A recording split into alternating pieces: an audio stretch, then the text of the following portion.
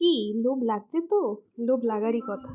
এক বাটি এইরকম মাটন কষা, সাথে গরম গরম এক থালা ভাত আর একটা গন্ধরাজ লেবু, একদম জমে ক্ষীর। আর সেটা যদি হয় শীতের দুপুর, তাহলে তো আর কথাই নেই। যাই হোক, চলুন। হ্যালো বন্ধুরা, নমস্কার। আমি সঙ্গীতা। আজকে আপনারা দেখছেন মাটন কষার একটি রেসিপি। চলুন, কথা না বেশি বলে শুরু করা যাক রান্না। না হলে কি হবে বলুন তো? বাড়ির লোক যে জুড়ে দেবে কান্না। চলুন চলুন। এখানে আমি 1 কেজি পরিমাণ মাটন নিয়েছি, আর নিয়েছি 3টি গোটা বড় সাইজের আলু, এবং আলুগুলোকে কিন্তু আমি মাঝখান থেকে 2 টুকরো করে নিয়েছি।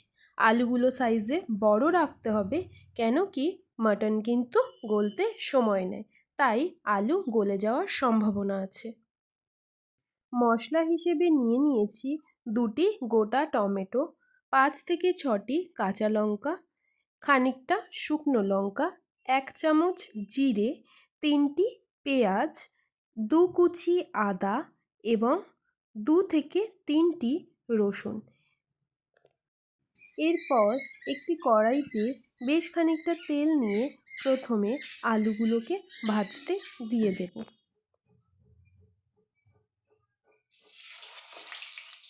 এখানে এক এক করে আলুগুলো আমি তেলে ছেড়ে দিচ্ছি। এখানে কিন্তু আলু ভাজার সময় আমি কোনো রকম হলুদ ব্যবহার করব না। আপনারা চাইলে করতেই পারেন, এটা অপশনাল। আপনারা চাইলে হলুদ এই সময় ব্যবহার করতে পারেন, আবার নাও করতে পারেন। হলুদ না ব্যবহার করলেও আমি কিন্তু বেশ খানিকটা লবণ ওপর থেকে ছড়িয়ে দিয়েছি। যতক্ষণ আলু ভাজা হচ্ছে, চলুন মশলা বানিয়ে নিই। সমস্ত মশলাগুলো এক এক করে মিক্সিতে নিয়ে নেব এবং ভালো করে পেস্ট করে নেব। আমি মিক্সিতে পেস্ট করছি, আপনারা চাইলে শিলনোড়াতেও বেটে নিতে পারেন। মশলা পেস্ট হয়ে গেছে, চলুন দেখি আলুগুলো কি অবস্থা। এখানে আলুগুলো কিন্তু লাল লাল করে ভেজে নিতে হবে।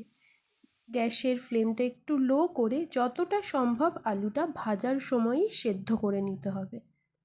আলুগুলো লাল লাল করে ভাজা হয়ে গেলে একটি পাত্রে তুলে নেব।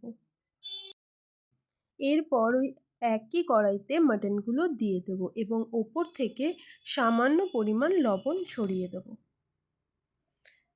দেব হলুদ গুঁড়ো। এরপর এটিকে নেড়ে চেড়ে 1 মিনিট রান্না হতে দেব। 1 মিনিট রান্না করার পর দিয়ে দেব 2টো তেজপাতা এবং বেটে রাখা মশলাটা। আজ আমি রান্নাটিতে চুই ঝাল ব্যবহার করছি। যদি কেউ জেনে না থাকেন এটি কি, কমেন্ট করবেন আমাকে, অবশ্যই বলে দেব। এরপর কিন্তু আসল কাজ, নাড়াচাড়া করে কষিয়ে নেওয়ার পালা। এই সময়ে কিন্তু গ্যাসের ফ্লেমটা লো করে নাড়াচাড়া করে বেশ খানিকক্ষণ কষিয়ে নিতে হবে। এখানে আমি কিন্তু আধা ঘন্টা সময় ধরে রান্নাটিকে কষিয়েছি। যখন রান্না থেকে লাল তেল বেরিয়ে আসবে বা মশলাটি ভালো করে কষানো হয়ে গেলে বোঝার উপায় হচ্ছে মশলা থেকে তেল বেরিয়ে আসবে, তখনই কিন্তু আমাদের এখানে জল অ্যাড করতে হবে। এখানে রান্নাটি খুব ভালো করে আলতো হাতে আমি কষিয়ে নিচ্ছি। আচ্ছা, কিছু কথা বলে রাখি, খাসির মাংসের কিন্তু একটি নিজস্ব স্বাদ থাকে, তাই খাসির মাংসে খুব বেশি মশলা কিন্তু ব্যবহার করা যাবে না। যাই হোক, এই পর্যায়ে কষানোর পর আমি এতে অ্যাড করে রেখে দিয়েছিলাম ভেজে রাখা আলু এবং জল।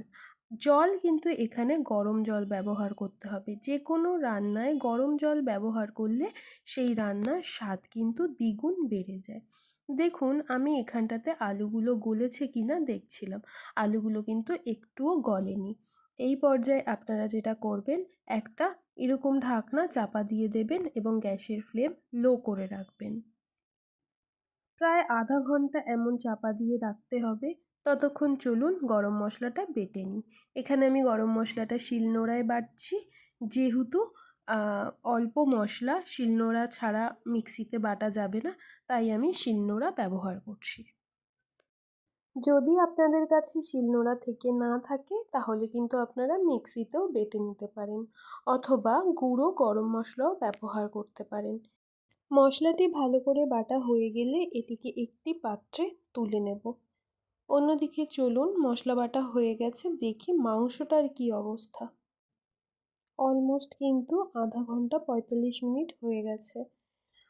এখানটাতে দেখুন মাংসটা কি অসম্ভব সুন্দর রং ধরেছে।